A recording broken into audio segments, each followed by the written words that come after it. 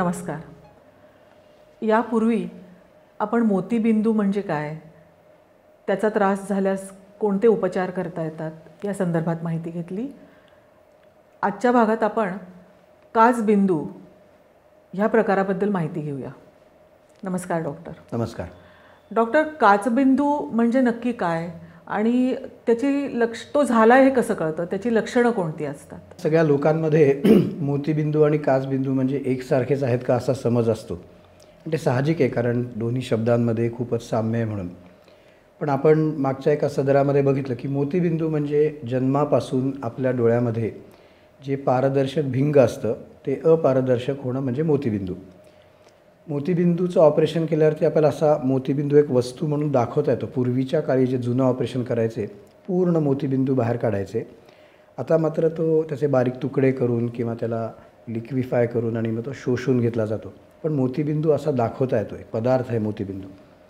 काचबिंदू म्हणजे असा दाखवता येण्यासारखा पदार्थ नाही.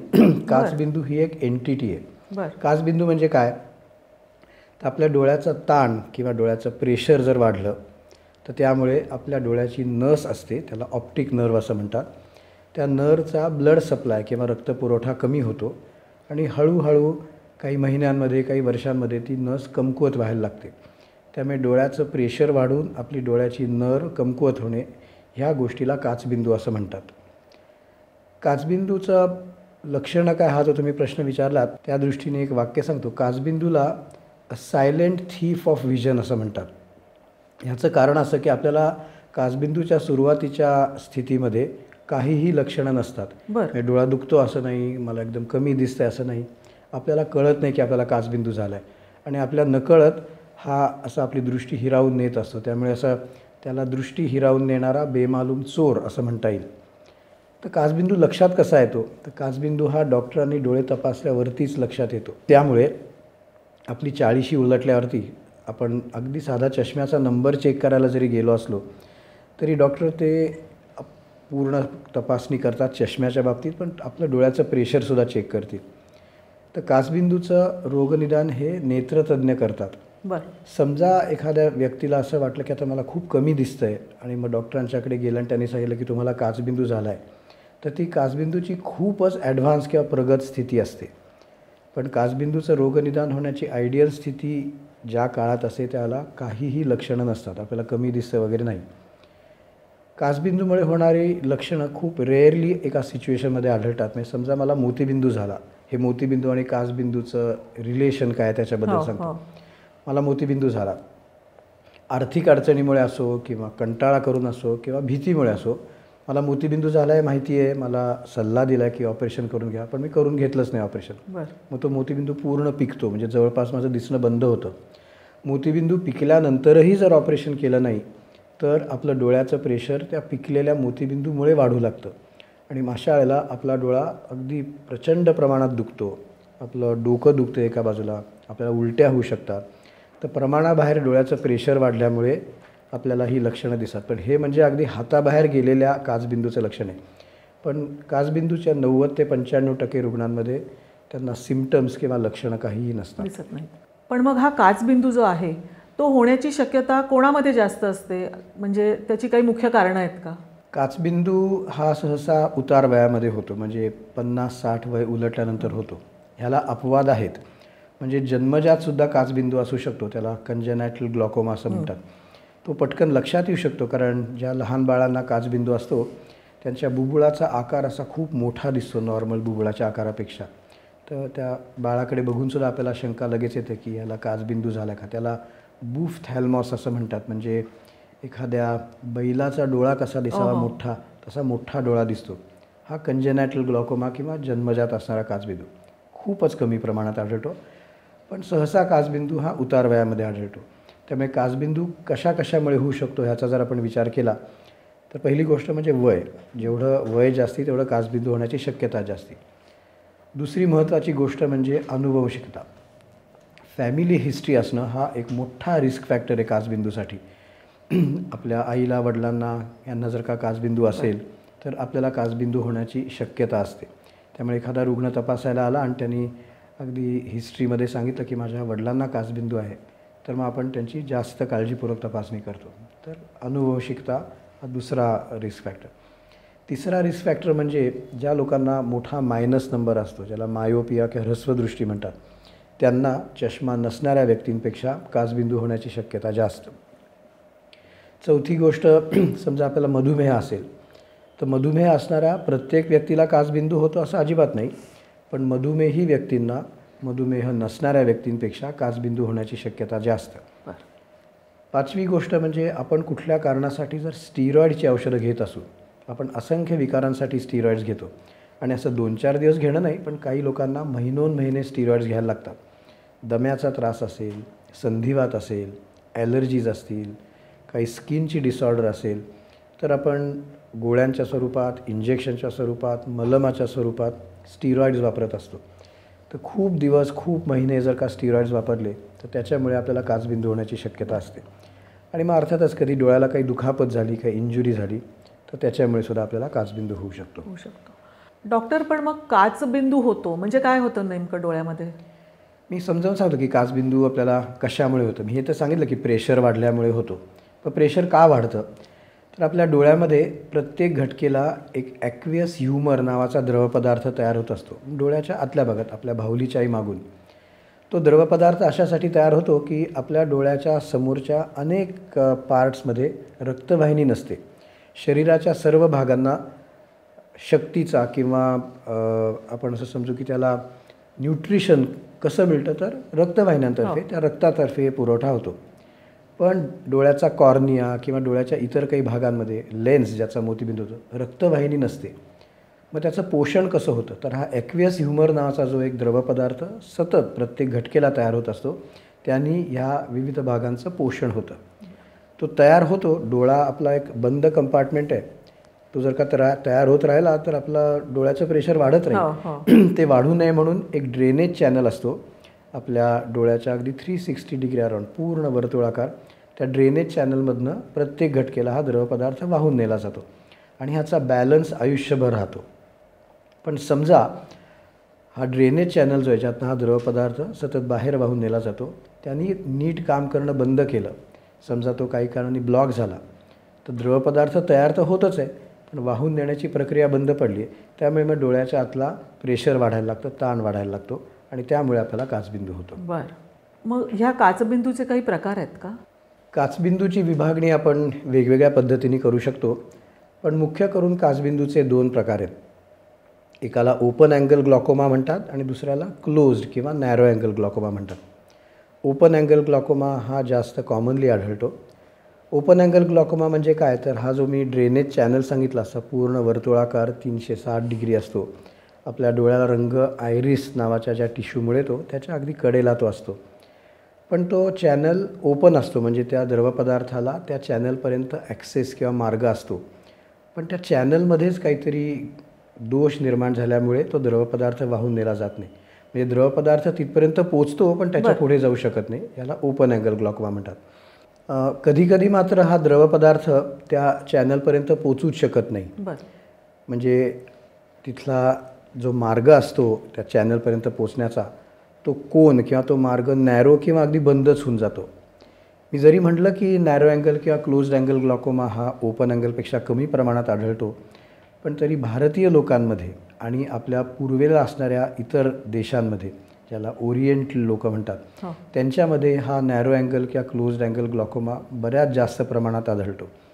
पाश्चात्य देशांमध्ये खूपच कमी प्रमाणे नॅरो अँगल किंवा क्लोज्ड अँगल ग्लॉकोमाचं. ह्याची ट्रीटमेंट करण्याची, उपचार करण्याची पद्धत वेगवेगळी असते.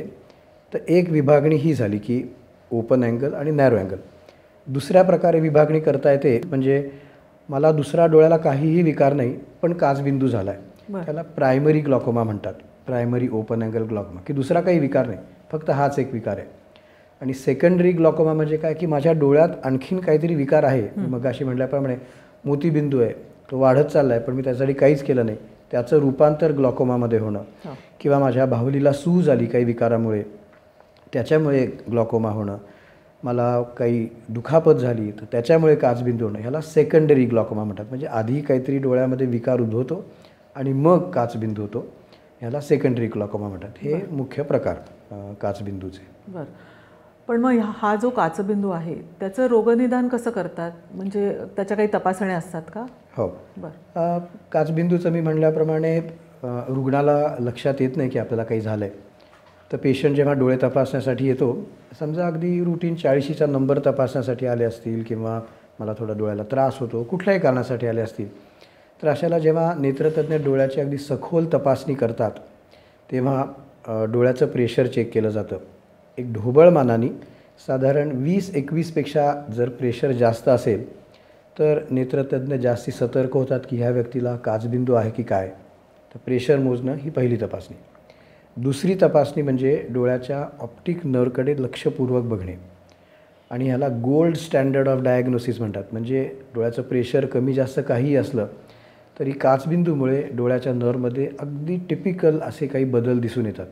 ते जर दिसले तर काचबिंदूचं रोगनिदान करायला सगळ्यात जास्त मदत होते. दुसरी गोष्ट, कधीकधी प्रेशर बॉर्डरलाईन आहे, कमी जास्ती आहे, पण मला ऑप्टिक नर्वकडे बघून वाटते की काचबिंदू आहे का, तर मग ॲडिशनल 2 तपासण्या किंवा टेस्ट केल्या जातात. एका टेस्टला म्हणतात फील्ड ऑफ विजन टेस्ट. म्हणजे आता मी तुमच्याकडे बघतोय पण तरीसुद्धा मला इथपर्यंत बाजूचं दिसतंय, त्याला पेरिफेरल विजन म्हणतात. पण काचबिंदूमध्ये ही पेरिफेरल विजन हळूहळू कमी व्हायला लागते.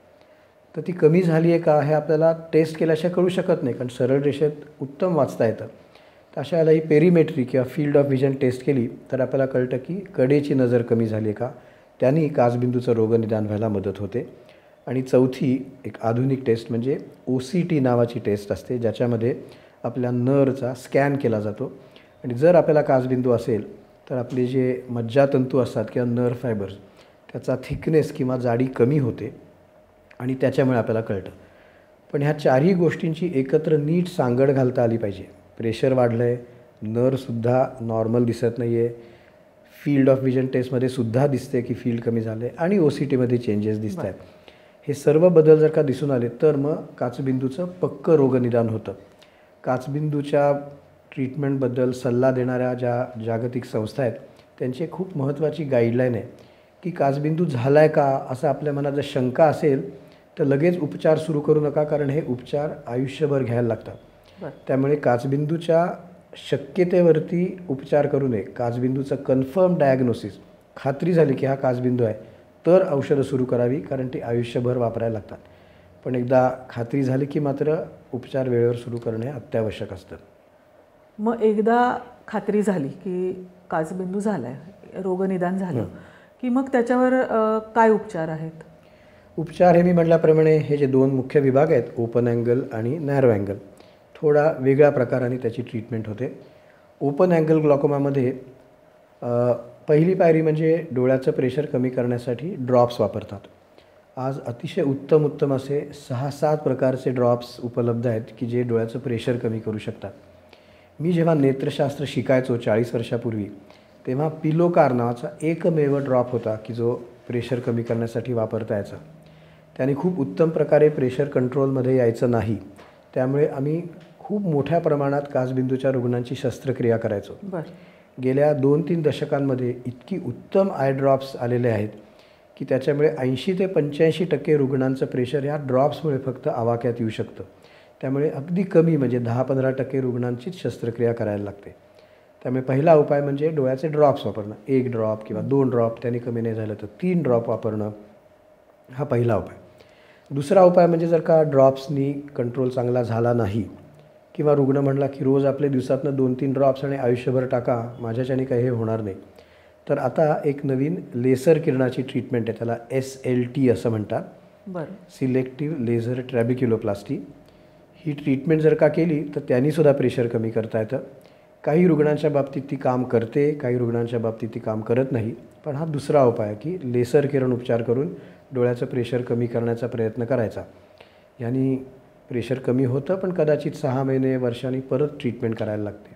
दुसरा उपाय म्हणजे लेसर किरण उपचार. आणि तिसरा उपाय, आपण असंख्य औषधं वापरली ड्रॉप्सच्या स्वरूपात, कधीकधी गोळ्या दिलात, पण तरीसुद्धा प्रेशर कंट्रोलमध्ये येत नाही आहे किंवा प्रेशर थोडं कमी झालं असलं तरी आपलं ते फील्ड ऑफ विजन प्रत्येक टेस्टमध्ये आणखीन कमी होत आहे. तर मोठा अपाय होण्याआधी आपण डोळ्याची नस तर वाचवली पाहिजे. तर औषधं जेव्हा काम करत नाहीत तेव्हा मग आपल्याला शस्त्रक्रियेची मदत घ्यायला लागते. तर मग तिसरा उपाय म्हणजे डोळ्याची शस्त्रक्रिया करणं. हा झाला आयडियल ट्रीटमेंट करण्याचा भाग.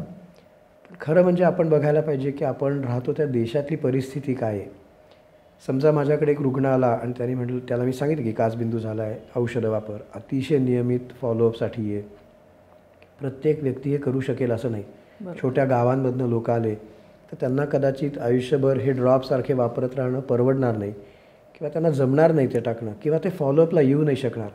अशा वेळेला आपली सत्सद विवेकबुद्धी वापरायला पाहिजे की हे अगदी आयडियल सगळं लिहून दिलं आहे, पण हे शक्य आहे का आपल्या देशातल्या प्रत्येक पेशंटला.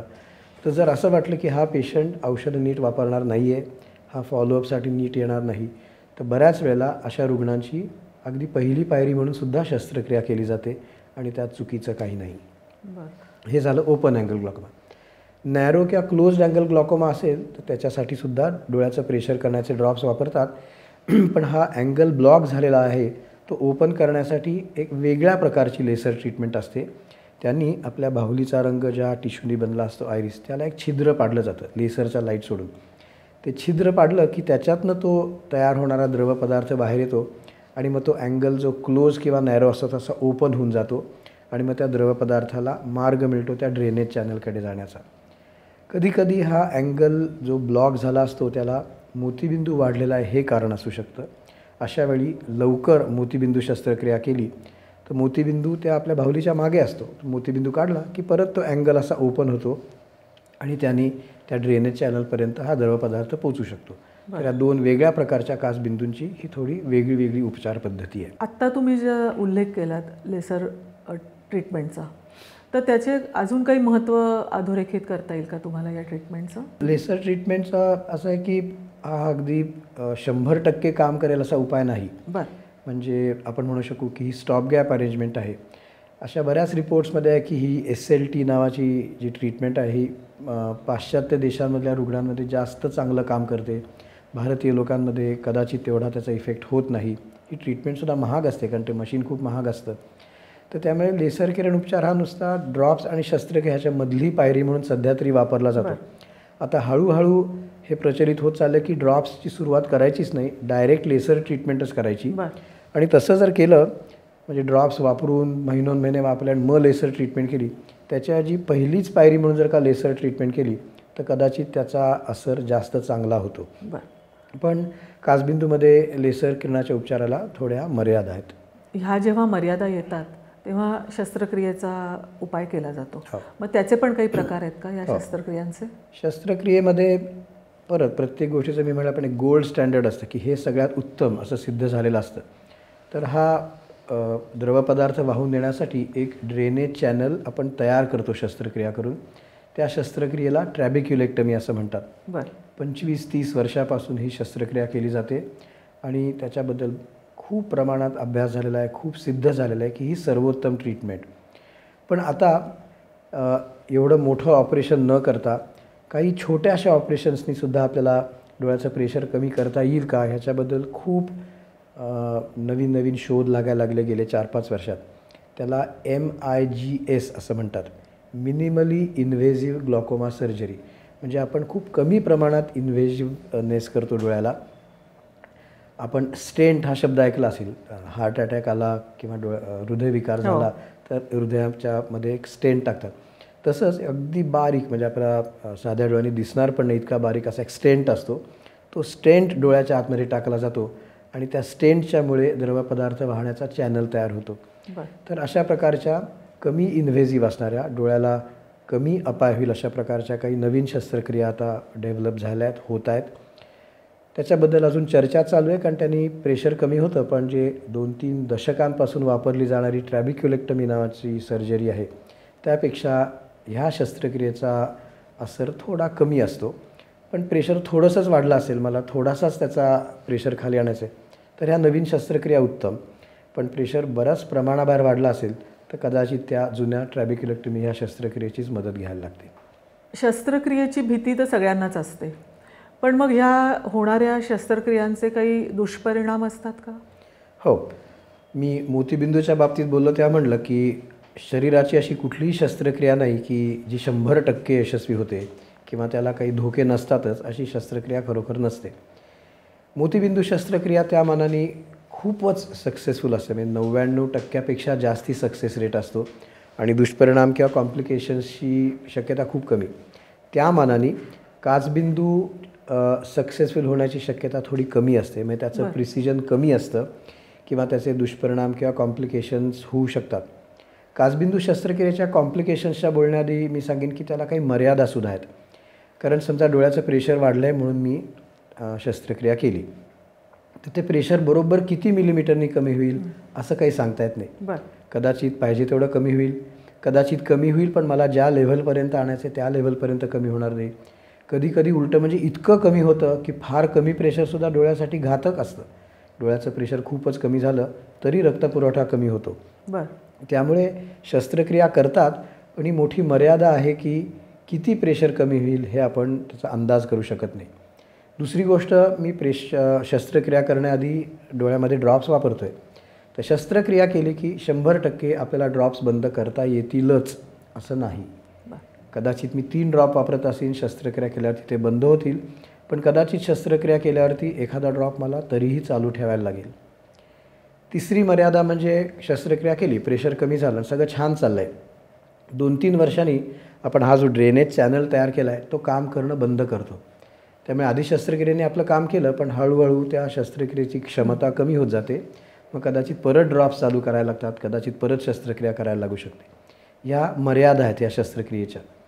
आणि कॉम्प्लिकेशन्स काय, तर शस्त्रक्रिया केल्याबरोबर डोळ्याचं प्रेशर अचानक खूपच कमी होणं हे एक कॉम्प्लिकेशन. दुसरं कॉम्प्लिकेशन म्हणजे शस्त्रक्रिया केली पण प्रेशर फारसं कमी झालंच नाही, हे एक कॉम्प्लिकेशन.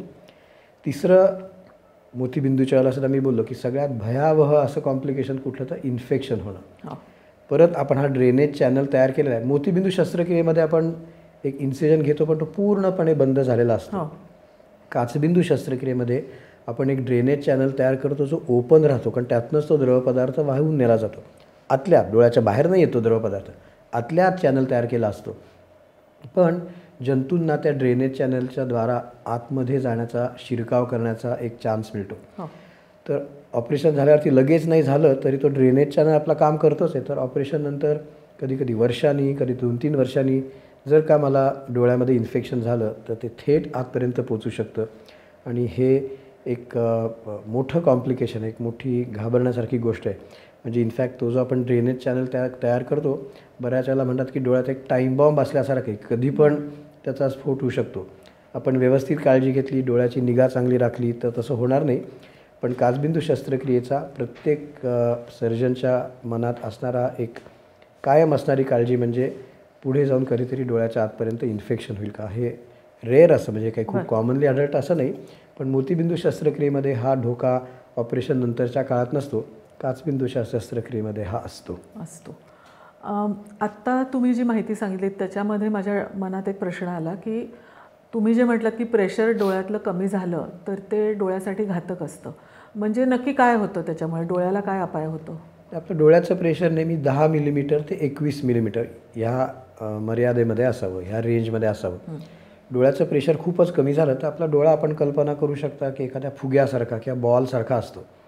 तर त्या प्रत्येक पार्टनी काम चांगलं करावं म्हणून तो तसाच्या तसा राहायला पाहिजे. आपण विचार करा की समजा आपण एखाद्या फुग्यामधनं पाण्याने भरला आहे फुगा आणि त्यातनं आपण पाणी काढून टाकलं आणि तो फुगा जर का प्रेशर कमी झाला असा आकरसल्यासारखा होईल. तसं जर झालं तर आपल्या डोळ्याचं मज्जापटल किंवा रेटिना जो आहे त्याला अशा चुण्या पडतात, फोल्ड्स पडतात, कारण की तो असा टाईट राहतच नाही, कारण प्रेशर कमी झाल्यामुळे असा आकरसल्यासारखा होतो. प्रेशर कमी झाल्यामुळे आपल्याला रक्तदाब असतो. कशासाठी असतो? कारण रक्त पुढे पुढे गेलं पाहिजे. हाय ब्लड प्रेशर हे वाईट, पण ब्लड प्रेशर पाहिजे, ते ब्लड प्रेशर आहे म्हणून तर रक्तवाहिन्यांमधनं रक्त पुढे जातं. बरोबर. पण प्रेशर जसं ब्लड प्रेशरचं सुद्धा आहे, आपलं ब्लड प्रेशर खूप कमी झालं, ज्याला हायपोटेन्शन म्हणतात, तर आपल्याला त्रास होतो, आपल्या मेंदूला त्रास होतो, कारण रक्त पुढे सरकत नाही. तसंच डोळ्याचं प्रेशर खूप कमी झालं तर रक्तपुरवठा कमी होतं, कारण रक्त पुढे पुढे सरकत नाही. डॉक्टर, काचबिंदूचं रोगनिदान झालं आहे एखाद्या रुग्णाला, पण मग मनात भीती तर त्याला वाटणारच की मला अंधत्व येऊ शकतं का, मला आता दिसणारच नाही का अजिबात. तर मग अशा रुग्णाला दिलासा देण्यासाठी तुम्ही काय सांगाल? पूर्वी काय होतं, काचबिंदूच्यासाठी मी म्हटल्याप्रमाणे खूप औषधं नव्हती. पूर्वीच्या काळी एखाद्या रुग्णाला जर सांगितलं की तुला काचबिंदू झाला आहे तर त्याच्या छातीत धडकी भरायची की संपला आता. म्हणजे हे आपल्या नजरेच्या बाबतीत एक डेथ वॉरंट आहे की काचबिंदू झाला म्हणजे आता ह्याच्या पुढे आपल्याला अंधत्व येणार. पण आता तसं नाही. मला नेहमी वाटतं की प्रत्येक रुग्णाला आपण सल्ला देताना पॉझिटिव्ह गोष्टी सांगाव्यात. तर मी रुग्णाला सांगतो की काचबिंदू झाला आहे, हा गंभीर स्वरूपाचा विकार आहे, पण ह्याच्यावरती उपचार आहेत. मी सांगितलेल्या गोष्टी जर नीट पाळल्या, आपण रोगनिदान केले, मी सांगेन ती औषधं व्यवस्थित अगदी नियमितपणे वापरली. मी कधी कधी गंमत म्हणून रुग्णाला सांगतो की एक दिवस जेवलं नाही तरी चालेल, पण डोळ्यात ड्रॉप टाकायचं विसरायचं नाही. तर अतिशय काटेकोरपणे डोळ्यात ड्रॉप्स टाकले. आपले नेत्रतज्ञ सांगतील त्यावेळेला व्यवस्थित फॉलोअपसाठी आपण गेलो. नेत्रतज्ञ सांगतील त्या तपासण्या वेळोवेळी करून घेतल्या. हे सगळं जर आपण कायम पाळलं तर आपल्याला अंधत्व येणार नाही. त्यामुळे रुग्णाचं सहकार्य पाहिजे, पण डॉक्टरांनी दिलेले औषधं नियम सगळे पाळले तर आपल्याला अंधत्व येत नाही. ही पॉझिटिव्ह गोष्ट मी सांगतो की घाबरू नका. सांगितलेल्या सगळ्या गोष्टी पाळा, तुम्ही स्वतः सहकार्य करा, तर तुम्हाला अंधत्व येणार नाही. थोडक्यात सांगायचं तर काचबिंदू या विकाराबद्दल सतर्कता ठेवणं. आपलं वय 40-50 याच्या पलीकडे आपण गेल्यावरती नेत्रतज्ञांकडनं आपली तपासणी करून घेणं, म्हणजे डोळ्याचं प्रेशर, डोळ्याची नर तपासणी जाईल. ह्या गोष्टी जर आपण केल्या, हे सगळे नियम जर का पाळले तर आपल्याला काचबिंदूमुळे कुठलाही अपाय वाढणार नाही. ह्या गोष्टीसाठी म्हणजे सतर्कता ठेवणे आणि नेत्रतज्ञांकडनं तपासून घेणे ही काचबिंदूवर मात करण्याची खरं म्हणजे गुरुकिल्ली आहे. बरं, धन्यवाद डॉक्टर. आज आपण काचबिंदूबाबत अतिशय महत्त्वाची माहिती डॉक्टर उदयन दीक्षित यांच्याकडून घेतली. या संदर्भात आपल्याला काही प्रश्न असल्यास कृपया आम्हाला कमेंट बॉक्समध्ये कळवा. आणि ही जी माहिती आहे ही सर्वसामान्यांपर्यंत जास्तीत जास्त पोहोचण्यासाठी लाईक करा, शेअर करा आणि सबस्क्राईब करा. धन्यवाद.